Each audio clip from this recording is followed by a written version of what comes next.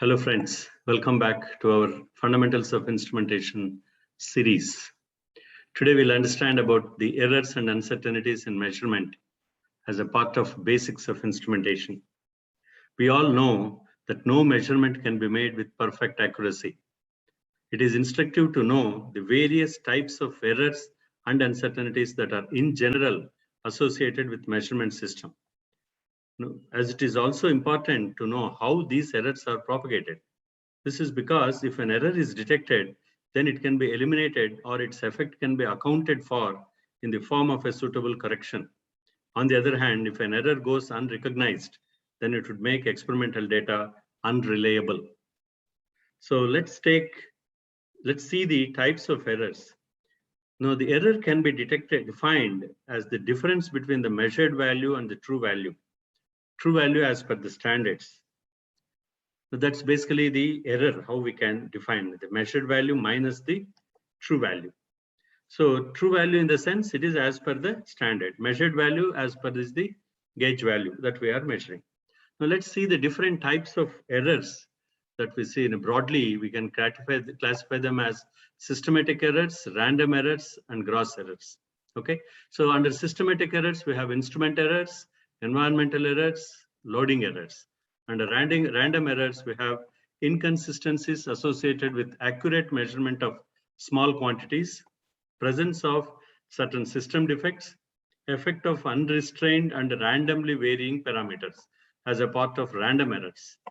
Then miscellaneous type of gross errors, we normally call them as personal or human errors, errors due to faulty components and improper application of the instrument. So let's understand these instrument errors are followed by environmental errors, loading errors, and other type of errors. So if you see the systematic and cumulative error, okay, and the first one is the instrument error. So these errors are those that tend to have the same magnitude and sign for a given set of conditions. Okay, these are all basically we are calling it as a systematic errors. So these systematic errors, because the algebraic sign is the same, they tend to accumulate and hence are known as cumulative errors. Since such errors alter the instrument reading by a fixed magnitude with same sign from one reading to another, the error is also commonly known as instrument bias. So this type of systematic and cumulative errors, we read instrument errors as a first part of it. So certain errors are inherent in the instrument system. These may be caused due to poor design or construction of the instrument, errors in the divisions of graduated scales, inequality of the balancing arms, irregular springs tension, etc. Such errors are caused by the above parameters. Now these instrument errors can be avoided by selecting a suitable instrument for a given application, applying suitable correction after determining the amount of instrument error.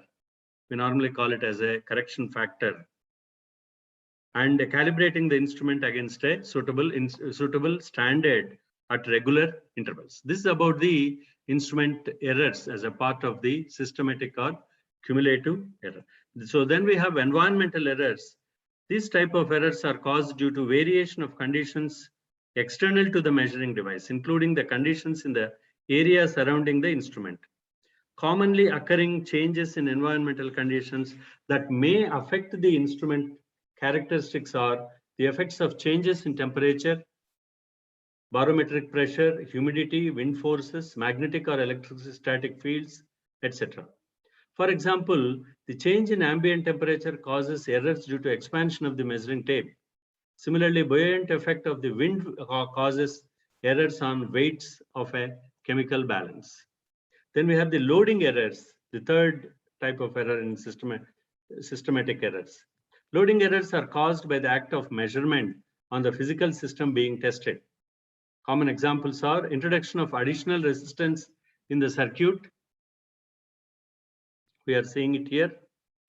Then by measuring milliammeter, which may alter the circuit current by significant amount. An obstruction type flow meter may partially block or disturb the flow conditions, and consequently the flow rate shown by the meter may not be same as before the meter installation.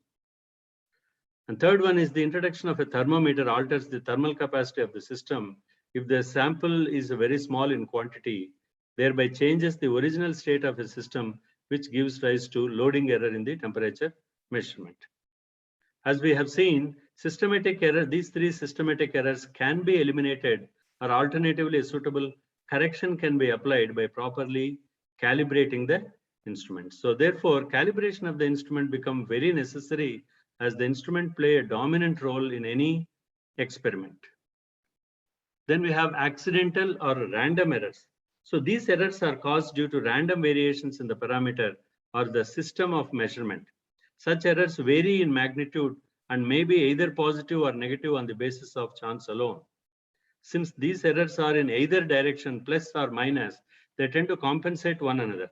Therefore, these errors are also called as compensating type of errors, because some errors may be positive, some errors may be negative. They get cancelled over a period of time.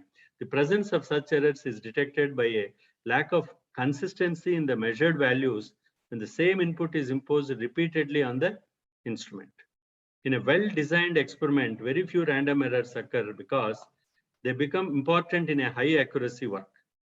Now let's see the three types of accidental random errors is inconsistencies associated with accurate measurement of small quantities.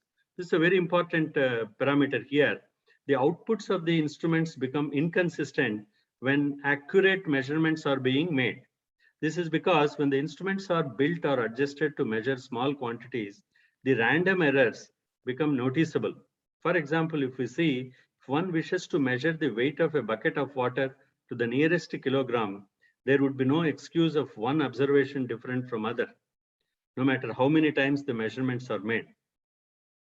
However, if one attempts to determine the same weight to the nearest milligram, individual observations are sure to differ unless these are performed with extreme care and without prejudice. That is exactly accurate measurement of small quantities and the inconsistencies associated with them. Then the next one is the presence of certain system defects. So these are as large dimensionless tolerances in mating parts and the presence of friction contribute the errors that are either positive or negative depending on the direction of motion. If you are moving in one direction, if you are moving in another direction, positive and negative may tend to get cancelled out over a period of time. So if you are going in a positive thing, they cause the backlash error, and the negative side causes the slackness in the meter bearings. One way of detecting and correcting such errors is to measure the quantity first while increasing and then decreasing the magnitude. This procedure we normally call it as the method of symmetry in measurements. Then the third one is the effect of unrestrained and randomly varying parameters, because the chance errors are also caused due to the effect of certain uncontrolled disturbances which influence the instrument output. Line voltage fluctuations, vibrations of the instrument supports, etc. are common examples of this type. The experimenter should try to reduce the influence of such randomly varying parameters to the minimum possible.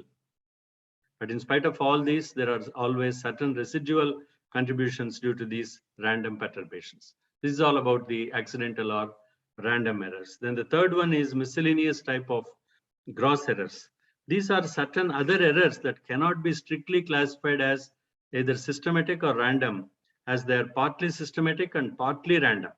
Therefore, such errors are termed as miscellaneous type of gross errors. So we'll classify them as personal or human errors, which are caused due to the limitations in the human senses.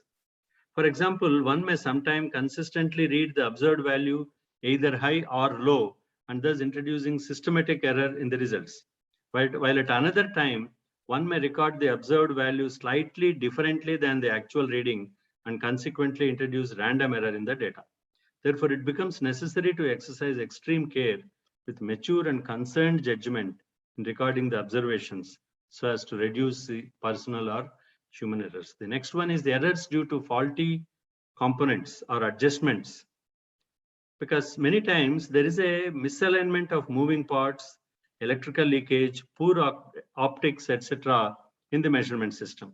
These may simultaneously cause, for example, zero shift coupled with zero drift, which are systematic and random errors respectively. So in such cases, it becomes necessary to determine the magnitude of the systematic and random error from the overall gross error. Then the third one is the improper application of the instrument. And the errors of this type are caused due to the use of instrument in conditions which do not conform to the desired design or operating conditions. If you take an example, extreme vibrations, mechanical shock, or pickup due to electrical noise could introduce so much gross error as to mask the test information. In such cases, it becomes necessary to stop the experiment until the disturbing elements causing the chaotic type of gross errors are eliminated. So that's about the types of errors. Now let's understand the types of uncertainties. In any experiment, as we have seen, the exactness of the measured value is affected by the deviations caused by various associated errors, namely systematic, random, and gross errors, which we have seen now.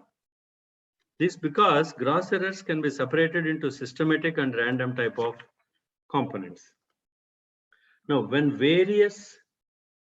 the term random error is a misnomer.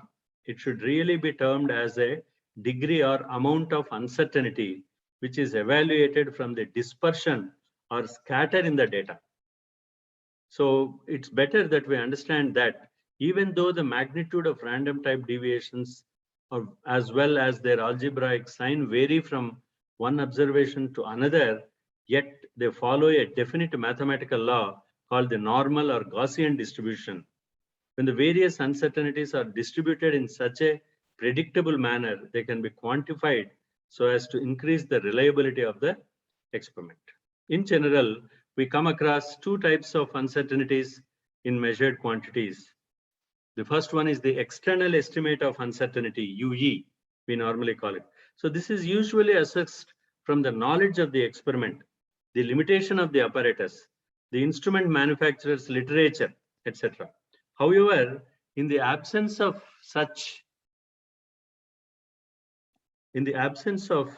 these kind of information, clear information, you can also have a thumb rule that the resolution, which is nothing but the smallest change in input increment that can be confidently measured, is considered as the external estimate of uncertainty. So for all practical purposes, we consider resolution of the instrument as the external estimate of uncertainty. If we understand this better, if we take an example, if we give a true input of 100 volts to a well-calibrated voltmeter, which has a resolution of 0.1 volts, the expected voltmeter reading will obviously be 100 volts. Now, if we increase or decrease the input voltage in the range of plus or minus 0.1 volt, which is equal to the resolution of the instrument, the voltmeter would still indicate 100 volts as the instrument is incapable of registering a change up to or below the resolution of the instrument. Therefore, it would be reasonable to say that the measured value of 100 volts has the external estimate of uncertainty as plus or minus 0.1 volt. That's how we understand. Then the next one is the internal estimate of uncertainty, which is basically this type of uncertainty is that which is inherent in the data itself, and its quantitative assessment is termed as the internal standard error. Okay, it's also called as or internal estimate of uncertainty, UI. This occurs because an instrument may indicate a slightly different value every time a given input is fed to the instrument. In other words, we may say that the data is associated with the scatter in values. So the internal estimate of uncertainty, also we known as internal standard error, is estimated by finding out the standard deviation in the data. So to obtain overall estimate of uncertainty, the standard deviation of sample means of different data is calculated. So generally, that's how the standard deviation is. So generally, any experiment is considered consistent if the external and internal estimates of uncertainties are of the same magnitude.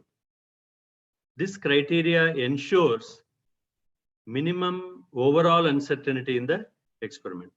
So if these estimates differ considerably, then the higher of the two is generally taken as the uncertainty of the instrument, whether it's UE or UI. If they are considerably differing in magnitude, as long as they're same in magnitude, order of magnitude, it's fine. But if they are differing, so the higher of the two is generally taken as the uncertainty of the measurements. So that's all about the errors and uncertainties of the measurement systems. Thank you very much.